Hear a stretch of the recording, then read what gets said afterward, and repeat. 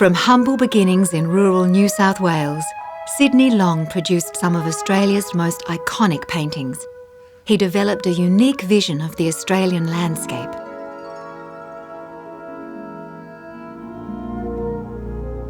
Sydney Long, or Sid to his friends, was a small man of almost elfin appearance, with light blue eyes and brown hair and a very youthful smile. A sensitive and gentle man with a marked sense of humour. He was born in 1871 in the prosperous town of Goulburn in regional New South Wales. At the age of 16, the young country boy moved to Sydney and began work as a customs and shipping clerk. Long also attended art classes with Julian Ashton, the well-known artist and teacher who encouraged his students to go out and paint the landscape.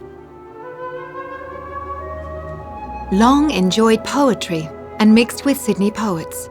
He sometimes used poetic titles for his work, such as Fleur de Luce.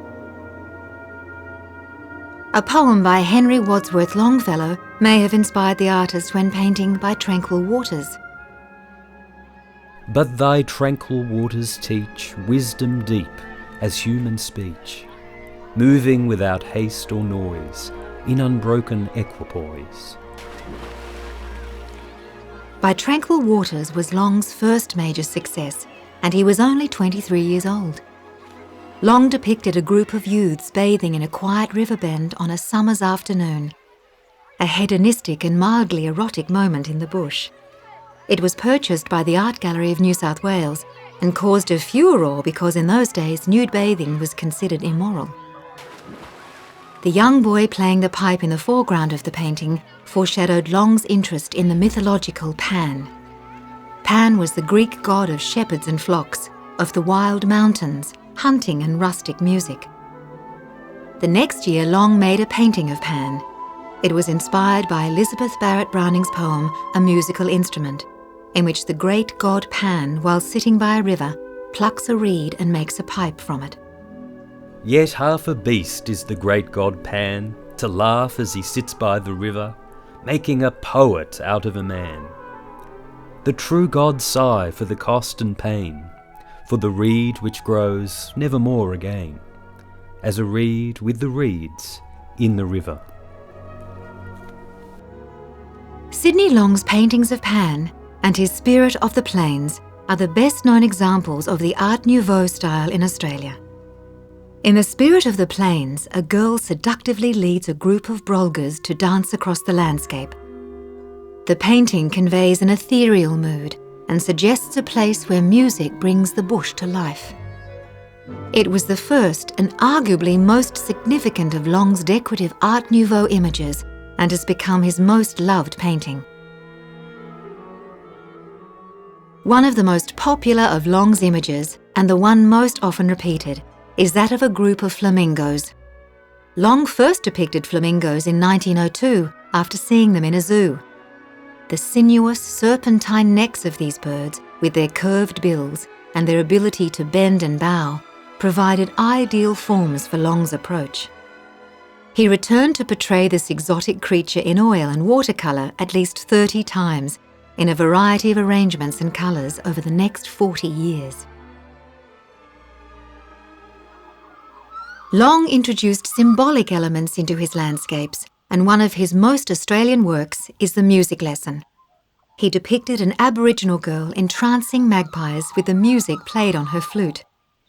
Magpies are again enchanted by haunting music in Long's painting of The West Wind, where a swirling hot wind lifts the skirt of the spirit as the magpies take flight. In an incident in the bush, magpies and a kookaburra appear to be chatting about the skull in front of them. Behind the birds is an Art Nouveau stand of white-trunked trees and a smoky haze, suggesting that there may have been a bushfire here recently. A dynamic sense of movement can be seen in the artist's watercolour, The Spirit of the Bushfire. As a young man who grew up in the bush, Long knew the potential of nature's destructive forces. Here, his Spirit of the Bush is a red-haired woman sweeping through the scrub with her fire wand setting ablaze the vegetation around her. One of the surprises in this exhibition is Long's delightful watercolours painted in both Australia and Britain. Few have been seen before. Many are painted in evocative pastel colours. In 1910, at the age of 39, Long left Australia for England, where he lived, studied and painted over the next decade. He journeyed out of London and visited the seaside town of St Ives in Cornwall. It was warmer than London and was home to a thriving arts community.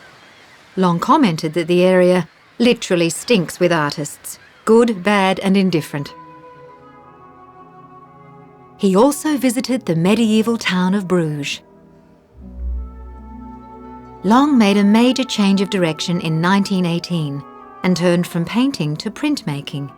He gained a new energy in his work.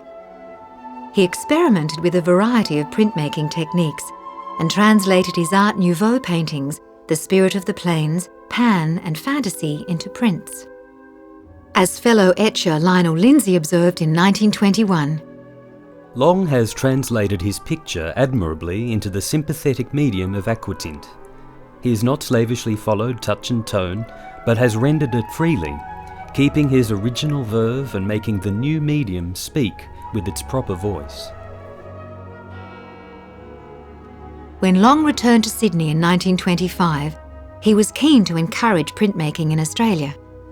He ran printmaking classes and continued to experiment with the print medium, finding inspiration from local subjects. Long became Australia's foremost painter-etcher of the 1920s and 1930s.